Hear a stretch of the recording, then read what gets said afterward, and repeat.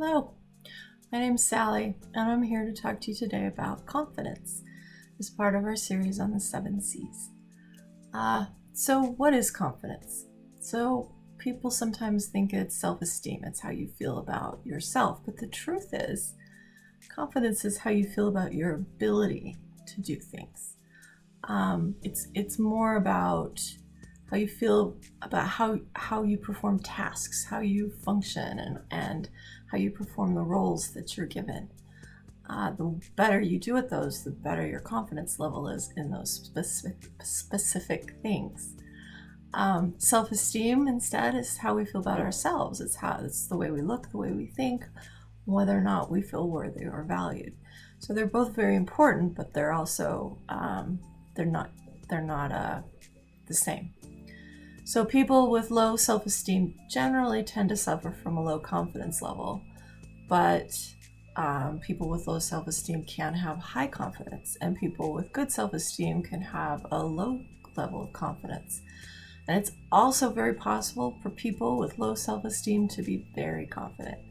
As an example for this, I've been rewatching The Office again, and Michael Scott, he's an excellent example of low self-esteem. People with low self-esteem, but being very confident. So he wants everyone to love him, and he thinks he's great. He thinks he's amazing, but he has actually very low self-esteem. He thinks he's a wonderful manager, but he constantly questions himself. I just finished watching the episode. I think it's even the third episode maybe of the whole series, where he assigns Dwight to pick the insurance plan for the next year, the benefits package, which is a big deal for people because that's healthcare. That's how their healthcare is covered. And he says that he's not confident in his ability to pick that coverage, so he gives it to somebody else. So he can't be blamed if it goes wrong or if he picks something that he shouldn't. That's a good example of confidence versus self-esteem. So how do we build confidence? How do we make ourselves and others around us to be more confident? So our confidence level flows from competencies. It's how good we are at things. We can all be very good at one thing, and we know that we're excellent at that. I just recently learned how to solve a Rubik's Cube. So my confidence level in solving a Rubik's Cube is pretty high. Doing some of those tricks on it, not so high, because I don't feel very confident in my ability to remember all of the steps. Low confidence, on the other hand, can be a result of many factors. So sometimes our confidence level is low just because we're afraid. We're afraid of the unknown. We're worried about being criticized. We don't like the way that we look. So that would be an example of our self-esteem issues. We feel unprepared. So we're not very confident because we haven't prepared well enough. We haven't given ourselves enough time to perform the task, or we don't know how. And let's say we failed at it before. So that all of those things are going to lower our level of self-confidence. Overconfidence can also be a problem. Again, just reference Michael Scott from The Office. His overconfidence level just results in some of the, it's hilariously funny for the show, but in real life, it would be the most cringy, horrible boss ever. And overly confidence can also come across as arrogant or egotistical. So, just try to, be confident in yourself. The ways to increase your confidence. So here's some good thoughts. So plan, prepare, be ready. Before I did this video, I looked at all of the notes I had on confidence and how I could best present the information. And then I wrote an outline, which I'm following. So I feel pretty prepared for it. My confidence level and whether or not more than 15 people will watch this, pretty low, but that's okay too. So we can have lots of confidence. We can plan and prepare for as many things. Sometimes we can over prepare, and that will increase our anxiety and make our confidence level even less. Um, and there's always those activities that are scary. Having a baby. As a new parent, you have no idea what's in store. You don't even know what are you going to do, and all of a sudden you're in charge of this brand new little life that just completely depends on you for everything. It's really frightening to be confident in your abilities, because there's a whole other person depending on you. Starting a new job, you can be very unconfident in yourself.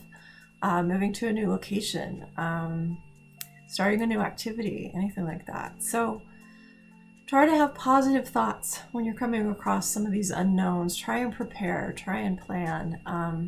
If you believe that you can achieve something, you're more likely to be able to do it because you'll work hard at it. If you believe you can do it, you'll do everything you can to do it. On the other hand, if you don't believe you can accomplish a task, you'll probably not accomplish that task because you're not going to work as hard. I didn't think I could do this anyway, so I might as well not even try. Those are called self-fulfilling prophecies, and those are ways that we can decrease our confidence level without even trying. We all make mistakes. We need to recognize that and learn from them instead of dwelling on them and making them worse. So we want to highlight our strengths and successes, and learn from our mistakes and weaknesses instead of dwelling on them and making them the forefront of what we think about. Another way to achieve confidence is find someone around you that you admire that is confident. Find a role model. Who do you admire around you that is confident about him or herself? What do they do? What does that person do differently? Don't be afraid to ask them either, because sometimes they may not know until you ask. It's always interesting to talk to somebody about confidence levels. I have given my parents the kudos for this because they were very supportive, and they believed me that I could do things, and they didn't harp on things when I made mistakes, and they showed me how to see my successes. And even recently I've called them up and said, Mom and Dad, thank you. Thanks for, just being who you are, because you helped shape me into the person I am today. So I do feel a lot like my confidence level has come from my parents. Now, it doesn't have to come from your parents. It can come from other people, from friends, from family, other family members. I was just lucky enough to have parents who were able to do this for me. You can also increase your confidence level by practicing. Practice makes perfect. You're when we took piano, I took piano lessons as a child, and practice. You'll never get better if you don't practice, and that's can't be more true than it is with your confidence level. Just keep trying, keep doing things. Break down a daunting task into smaller steps, and then celebrate yourself as you accomplish each step on the way, because each step is its own achievement. And waiting until the very end to celebrate sometimes can make it worse because it looks so far off. So being able to celebrate your tasks as you move forward, each step, each piece, is also important. Stay calm. Try and stay calm. Now, for some of us, this can be difficult. Something can happen. We can be very angry. Something will set us off, and our emotions start to get high. We can start to feel our heart beating. Our breath starts to you breathe heavier. You can feel, the blood sort of rushing through your veins. And when that happens, just take a breath. Just take a minute. And I know how trite that sounds to just stop and breathe for a minute, but as a mental health professional and as a person, I can tell you it really does work just to stop and take 5 or 10 seconds just to breathe and calm yourself before you can move forward. Another piece that I think is pretty important is to accept compliments. Now, this is a tough one, I think, for people. I have a number of friends who, when I give them a compliment, oh no, I didn't do that. that was just pure luck, or they brush off their own achievement within whatever it is I'm complimenting them on, and learning to just take that compliment and say thank you can also increase your confidence level, because you're not trying to turn it off. You're not trying to make somebody else listen differently. It's just accepting compliments can be really hard, but it's also very good for you to do. And give yourself compliments. It's okay. Like, you look awesome today, or you did a great job in that meeting today, or I'm really proud of myself. Those are good things to do. It doesn't make you selfish. It doesn't make you self-centered. It's increasing your confidence level by recognizing what it is that you do better. Try and if you're in a situation where it's gone poorly, try and reframe that. Think positively instead of negatively. So, for example, you're in a classroom, and the teacher calls on you and asks you to talk about last night's reading, which you did not do, and you just fumbled and failed. So you can reframe that story, and instead of saying, "Oh, I didn't read and I don't know the answer," you could always say, "You know what, Mrs. Joe, whatever the teacher's name is, I would like to learn more, but I didn't get a chance to do my reading. Help me understand what happened," or find some other way to think about the issue in a more positive light, rather than just seeing things negatively completely. Look at them, think of them as something more in a positive way. Like, well, I didn't do my reading, but what can I take from today's class to take home and make it make more sense to me? So just try and reframe your stories too. Saturday Night Live had an old character many years ago named Stuart Smiley, and this was an Al Franken character, I believe. And at the beginning of every skit that had him in, he would be sitting in front of a mirror and he would say, "I'm good enough, I'm smart enough, and doggone it, people like me."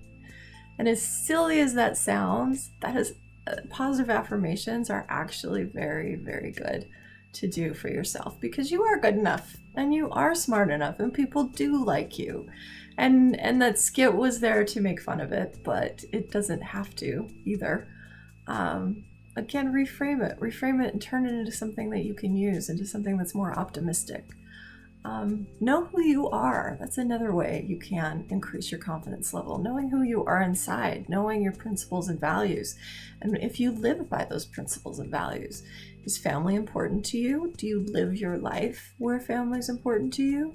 Do you live your life by being kind to people? Is that a value of yours, to be kind to people? It is for me. One of my values is to be very kind to people. And I've had my butt kicked many, many times over this one, but it's not enough to make me stop being kind, because that's such an important value to me that even if I do get my butt kicked, okay, well, let's just move on. Maybe that person doesn't need as much kindness from me. I don't need to be taken advantage of, but I can be kind to people. So these are some thoughts on increasing your confidence levels. There's plenty more out there. We'd love to talk to you about it. If you'd like, feel free to send us a message or comment below, and we'll get back to you. So thanks again for listening. Again, this is Sally. Confidence is one of the 7 C's, and that was our topic today. Stay tuned next week. Thank you.